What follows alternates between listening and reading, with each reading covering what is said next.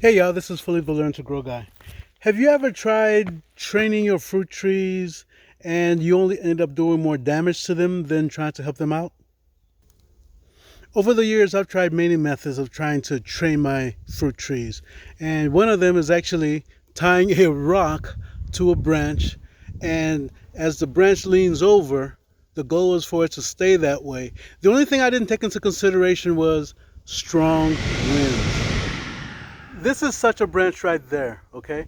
I tied a rock to this branch here, and you saw the results, okay? The branch basically broke, and I decided to leave it alone because I was sorry for the harm that I've done to the branch, okay? But odds are that particular branch, I'm going to be pruning that off sometimes in the fall. These here, this here, when I say this, I'm referring to this one and this one here, okay? This is what I've used in the past also too. Basically, what you would do is you would put it on a branch like this, and then in turn it would press this branch down. It would press this branch. This little loop here would press this branch down, and thereby shaping the tree, which is basically part of what I did with this one. But nonetheless, this particular method here, it leads to damage like this on your trees. You see what I'm saying? It leads to damage because this end here actually applies a lot of pressure. Okay, it applies a lot of pressure to that spot, and it actually cuts off circulation. And if you look at some of my other videos, you'll see as to where I had branches tied down using some orange, what is that?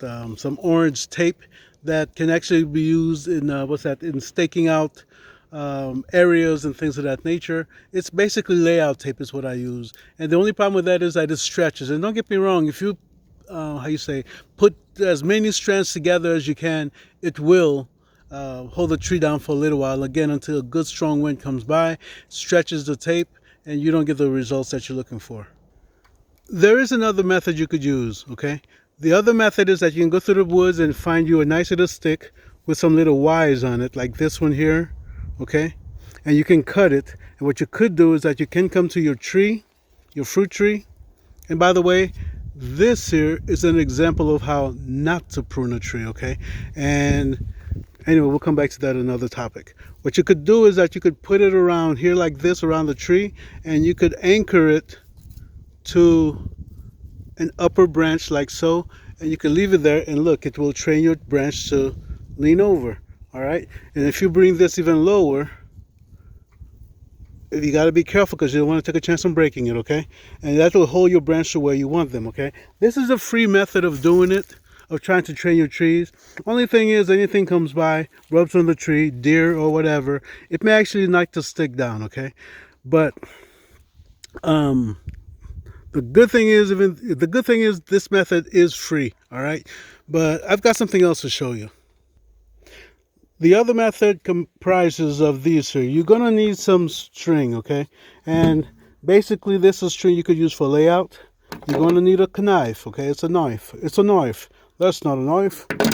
Anyway, you're going to need some of these tent pegs, okay? I recommend the plastic ones. The reason I would not recommend the metal ones is because they're round and any strong winds come by, it will pull them out. As to where this here, when you stick these down, because of this flat area here that you can see up on top up here, you can actually have a resistance against the soil so that they do not come up so easily, okay? You're going to need a hammer, okay? You're going to need a hammer. And this is what you call a manual impact generator, okay? The military spends a lot of money on these. I think they spend like $70,000 per manual impact generators, okay? And you also need some of this stuff here. This is some insulation tubing that I got from one of these big box stores. I forget which one at this time, okay? What you're going to want to do is you're going to want to cut these in about I'd say 1.5 to 2 inches. These are like 2.5 inches. They're larger than I actually have a need for, but it is what it is at this point. Basically, you're just going to get your tube, pick a spot like here per se, and just cut it with your knife, okay? The only other thing I'd say you could possibly use if you want is you could get some peas, okay, some peas. And the only reason for the peas is just to plant them under your tree, and basically those peas are nitrogen, how you say, they grab nitrogen from the atmosphere and they'll actually bury them on the ground. Just make sure that in the fall, when you're done harvesting the peas off of there and winter's coming, just make sure you just cut them at ground level and leave the roots behind, because that's where the nodules of the nitrogen are, and let them stay in the ground that way. Okay. So I guess the question is, what do you do and how do you do this method? Okay. Excuse me. Basically, what you're going to look at is you're going to look at your tree from the top. As you can see, I've got 5 branches. 1, 2, 3, 4, 5 branches. And basically, I'm going to come out. I'm going to look at each branch. I'm going to decide, like there, it lines up with that particular branch. This one here, I'm going to want this one to come over a little bit more. Therefore, I'm going to drop that one there. This branch here is fine where it's at, but I would like it for it to come over a little bit more this way, so I got it lined up with that one. This one here is fine where it's at, so I'll drop that one there. And lastly, with this branch here, I'd like it to come over this way a little bit, and it's pretty much lined up. It's fine. Okay, that's the basic thing. You got to know where you want to stake out your branches and such. Okay. The next thing you're going to want to do is you're going to want to use your manual impact generator. Okay, again, this is a very expensive tool that the U.S. military pays a lot for, $70,000 worth. You want to go ahead and drive your stakes into the ground using your manual impact generator.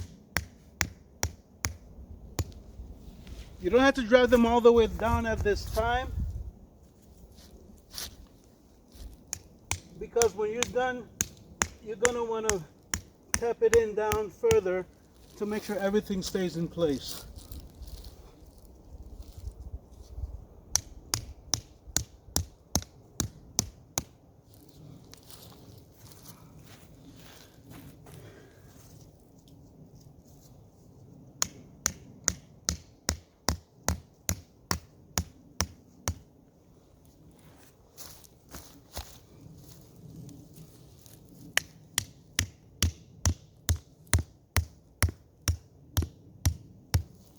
$70,000. It's worth every penny. Next thing you're going to need is these here. Okay, you're going to put one around each of the branches that you're going to be pulling down, and basically you want to find a spot where there's no growth and stuff like that, for the simple reason that, I don't know, it may kill it. But remember, this is soft. Okay, this will open up. You see that? It rips open, and this is very soft, and it will protect your branches. All right. Okay, let's do it.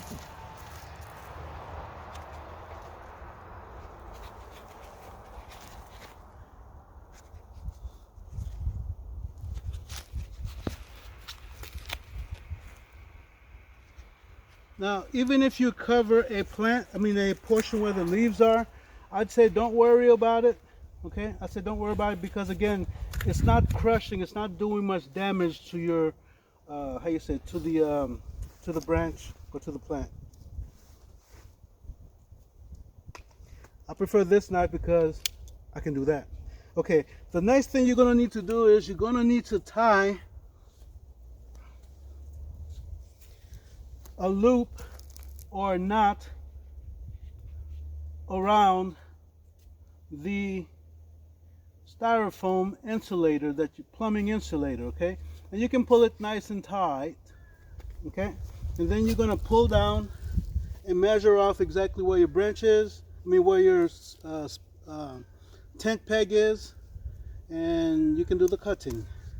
Guess I need a new blade for this one. All right, so you're going to go ahead and pull it down to about where you want it. Okay, and you said that spot there, that's about where I want my branch to be, and I'll go ahead and start trying to tie me a good knot to hold that in place. I'm not a knot expert. Please do not ask me what kind of knot I use. My father taught me one knot. It's like a slip knot from when I was a kid, and that's what I use up here. But you guys may know how to do fancy knots, as to where you can get things sliding up and down the line and everything. I'm not that good at that, okay?